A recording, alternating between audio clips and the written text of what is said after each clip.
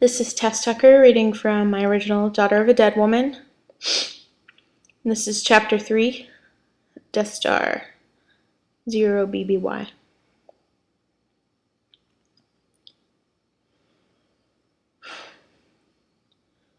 Gray quickly became Tess's least favorite color.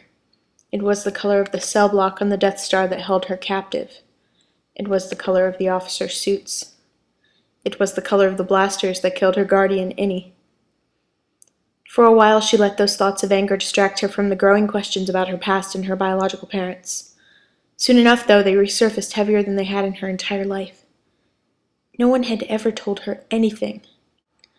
Uncle Bale was the only constant in her life and the closest thing to a father that she had, but she had never gotten any of her questions answered.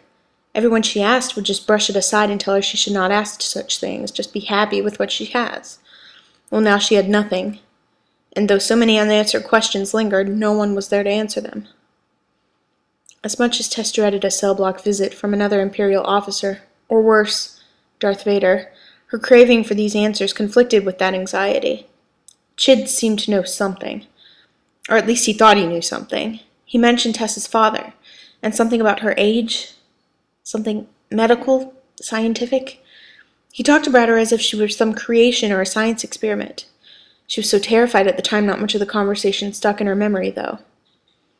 Tess wondered if Innie had known the truth, whatever that truth was. The Guardian had obviously been hiding the fact that she was a Jedi. What else was kept under lock and key in their little cottage? Chid became an officer, Innie was a Jedi. What if Twisha and Vika were something important too? What if Tess needed more protecting from a Guardian than Uncle Bale let on? All of this information led to the biggest question. What was Tess being protected from her entire life? Snapping out of her thoughts, the metal door to her cell block whooshed open. Chid stood in the doorway with 3 others behind him, a much older officer and 2 stormtroopers. The troopers immediately rushed forward, each grabbing her by an arm, lifting her to a stand on the cold metal bed and holding her against the wall. Surprising herself with more anger than fear, Tess struggled against their grasp. "What do you want with me?" she demanded. Chid laughed at her resistance, as did the other officer. Her former guardian ignored her as he approached her with a needle. With purposeful force, he stabbed it into her arm, making Tess cry out.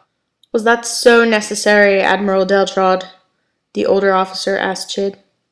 "With all due respect, Governor Tarkin," Chid muttered as he drew blood from Tess's arm. "If you knew this brat like I did for 3 years, you would not question giving her a little more pain than necessary when given the opportunity." At that, Tess swung her knee up in between her former guardian's legs, sending him crumpling to the ground. But her victory was short-lived as the stormtroopers got a rougher hold on her and one of them jammed his blaster into her side. Tess grimaced in pain as she felt the force of the blunt object and what was sure to be a nasty bruise in a few hours. She would have doubled over if the stormtroopers were not holding her up. Tarkin, who was still a head taller than her even with the boost from the bench, grabbed Tess roughly under the chin. "Charming to the last," Governor Tarkin sneered through clenched teeth. "Much like the young woman across from you who is scheduled for execution." In fear, Tess held her breath. "Now, unless you wish to be scheduled right after the Princess of Alderaan, my child, I The Princess of Alderaan?" A swift slap from the governor stung Tess's face before he grabbed her chin again. "Yes, the Princess of Alderaan," Tarkin snapped, his voice low and articulate, his words fast and menacing. "The Princess of Alderaan, whose planet is now destroyed because she did not do as she was told. Among those that died in the planet's destruction was the former senator of the Alderaan sector of the Imperial Senate, Bail Presto Organa. I believe you knew him as Uncle Bale. What you do not know is that he is not your uncle, but the man who kidnapped you, turned you into a science project, and hid you from your true parents." "You're lying," Tess stammered. Tears rolled down her cheeks and wet the sides of Tarkin's hand. Tarkin searched Tess's eyes as if he could perform a lie detector test that way. "Who are your parents?" he asked, his intensity dimmer. "I don't know," Tess exhaled, her eyes dropping sadly. "My name is Naberi, but that can't be my real last name. The Naberi family is a royal family on Naboo. Uncle Bale sometimes visited Naboo and probably knew the family well, so he named me after them.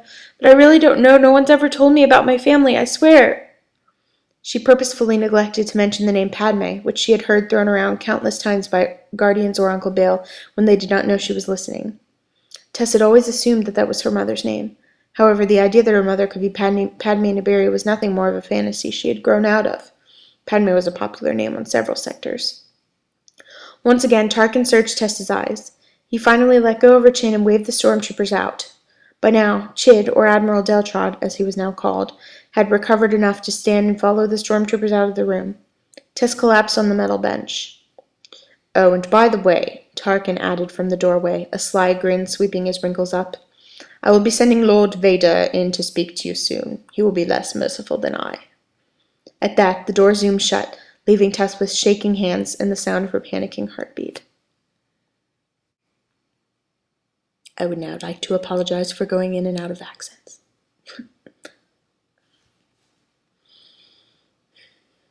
Chapter 4. Darth Vader. What did he want with an 11-year-old kid like her? Tess knew one thing for sure. Something was significant that she was not seeing in its entirety yet. It was not a coincidence that the Princess of Alderaan, Uncle Bale's daughter, was a prisoner on the Death Star at the same time Tess was. The only connection that Tess and the princess had was through Bail Organa, and if they were out to get revenge on Bail Organa by kidnapping his daughter and whatever Tess was to him, there was no point to destroying his home planet, which they probably knew he was on. No, this couldn't have anything to do with Bail directly. The door opening yet again interrupted Tess's thoughts. To her relief, it was not Darth Vader standing there, but an older man with gray hair and a dark brown cloak. Once relief subsided, confusion took over. "You don't look like you work here," Tess told him, standing up. "I don't, do I?" the kind-looking older man agreed, looking down at his robes. "I assume you're Tess?" The girl nodded. "Well, Tess," the man said, "I'm Ben Kenobi, an old friend of Bail Organa's. Now, we don't have much time, so I need you to listen carefully." "You're a friend of—" "Tess, we don't have much time," Ben Kenobi reminded her, his voice still kind. "I need you to go down this hall, take the elevator down to the landing platform, and there you'll see an old-looking ship. Tess, get on that ship. Now run." "Will you be there?" Tess asked nervously, taking steps backwards towards her destination. Though he was trying not to worry her too much, she sensed the urgency in his voice. "No," Kenobi told her, "but you will be safe there. Now go, Tess." Ben Kenobi gave her a gentle nudge in the right direction. Tess obediently raced down the hall until she found herself in the elevator. It all happened so quickly, as if her body was put on autopilot. She heard blasters firing from somewhere else in the building. Before she knew it, she was in front of an old-looking ship. She had never seen one like this before. The ships she saw in Alderaan were always the latest technology. Still, Tess felt she could trust the man who set her free and snuck up under the ship until she could scatter up the ramp. As soon as she reached the top, Tess heard a male voice cry out, "No!" from nearby. She spun around and saw a familiar brown cloak collapse from a human form to a pile on the ground. The culprit was Darth Vader himself, his red lightsaber illuminating the space around it. The outburst seemed to come from a blond man in a white tunic near him. But Tess did not have the time to mourn the man who had helped her. The blaster fire was getting closer, and people were rushing towards the ship. Tess raced through the tiny halls of the ship as fast as she could, trying to find some sort of back room where the occupants would not likely look. She didn't know if they would be friendly or not. All she knew was that this was her ticket out of being Darth Vader's prisoner, and she was not going to jeopardize that. Tess heard the blasters get louder and heavier as the stormtroopers closed in on the people who planned to get out of the ship. Clearly, they were not supposed to be leaving. "Please make it," Tess whispered to herself. "Please make it." Sure enough, she heard what sounded like a ramp closing up as the ground beneath her feet played with gravity. The ship was in the air. They were going to make it. They were going to escape. Tess could have cried out in relief and triumph, but she was still thinking that revealing herself would not be that good of an idea.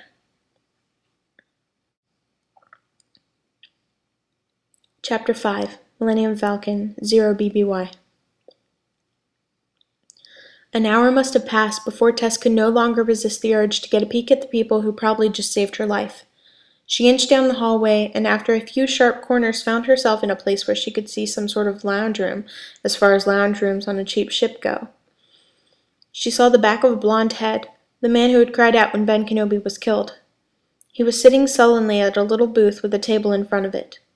A woman in a white dress with dark hair fashioned into two large buns approached him with a blanket. She wrapped it around his shoulders and sat at his side. "I just can't believe he's gone," the man sighed. Tess made an educated guess that he was talking about Ben Kenobi. "There wasn't anything you could have done," the woman assured him. Hearing those words, Tess wondered if there was anything she could have done to save the Princess of Alderaan. Would Uncle Bill be disappointed in her? Suddenly, the ship made a slight jerk to the left. Not having grown into her ship legs yet, the jolt sent Tess into the wall, which alerted the man and woman at the table to the intruder. Instinctively, the man pulled out his blaster and pointed it in Tess's direction. Tess inhaled sharply in shock, holding her hands up in surrender. "Please don't shoot!" she begged. "Look, she's just a kid!" the woman spat, rushing over to comfort Tess. Luke stuffed his blaster in his pocket, his cheeks turning a boyish red with embarrassment. Now that she saw them up close, they looked more like teenagers than a man and a woman. "Sorry," Luke apologized sincerely. "It was just instinct. We did just fly out of the Death Star after all." Suddenly, a deep, loud growl from behind made Tess jump a foot. She was even more terrified when she spun around and saw a 7-foot Wookiee behind her. The older girl tried to grab Tess's hand to comfort her, but at this point Tess felt like she was being chased around the room. She found herself running to the nearest hallway, which plowed her into a scruffy-looking man in a dirty shirt and vest. He grabbed Tess by the wrist. "A stowaway?" he grumbled, loosening his grip on her enough so that she wasn't in pain, but she was kept in place. "You think you can hitch a free ride on my ship? When did you tag along? Tatooine?" "Do any of you see that this is a kid here?" the older girl said demandingly, as if it was an order to leave Tess be. "I'm 11, Tess corrected, her eyes locked on the scruffy man's, trying to look innocent. "And I got on the ship while it was on the Death Star. An old man told me to do it." Tess turned to face Luke, since he knew her savior. "The man who Darth Vader killed, Ben Kenobi. He set me free and told me to come here." The man finally let go of Tess's wrist, and the girl in the white dress guided her to the table, offering her a seat. "I'm Leia," she said kindly, smiling. Tess smiled back. "What's your name?" Tess hesitated. Leia saw her anxiety and brushed off the question. "It's okay, you don't have to tell me yet. What were you doing on the Death Star?" Tess bit her lip, not sure if Ben Kenobi's instructions implied that she could trust these people or just hitchhike with them. Still, she decided that at least Luke and Leia seemed nice enough. "I was a prisoner," Tess admitted softly. Leia frowned, her eyes wide with palpable concern. "They took me from Dantooine. They killed my guardian. I still don't know why they did it." The man shook his head in disbelief at the idea that a kid as young as Tess could be a prisoner, but he tried to hide his concern for some reason. Leia seemed to review some thoughts for a moment, then turned back to Tess. "I don't know if Dantooine is entirely safe now, but do you know anyone anywhere else? Is there somewhere we can take you?" "Does this thing look like free transportation to you?" the scruffy man spat. "Han!" Leia scolded, giving him a cold look. She turned back to Tess for her answer. The 11-year-old tried to force the tears back when she thought about the planet she lived on most of her life. "My uncle was on Alderaan, but..." Leia's face went stone cold. Her eyes shined the slightest bit with what could have been tears if she let them happen. "I see," Leia said softly. She stood up and thought for a moment. Then somehow her thoughts led her down a hallway out of sight. Once Leia was gone, Tess couldn't help but feel like revealing herself wasn't the best idea. Han still considered her a stowaway. Who knows what the Wookiee could do to her? And Luke did not seem like one to step in if they wanted to throw her out of the ship into space. To Tess's surprise, Han spun around and went back towards the cockpit. The Wookiee followed. She was left with Luke, who sat by her at the table. He sighed. "Did you know Ben Kenobi well?" he asked. Tess shook her head. Luke nodded awkwardly, not really knowing what else to say. "Why did he land on the Death Star?" Tess wondered out aloud for a moment. "To save the princess," he sighed. It was as if that meant nothing anymore.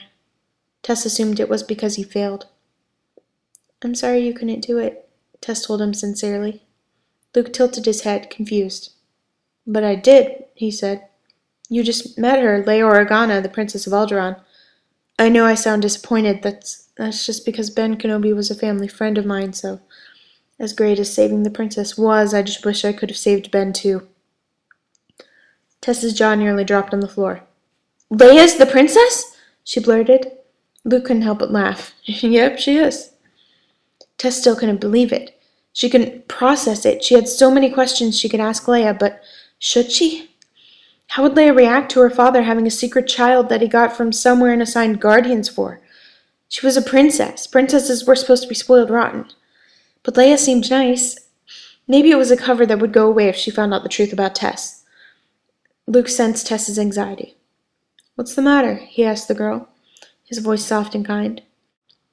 Her teary eyes covered by the palms of her hands, Tess shook her head. "You wouldn't understand.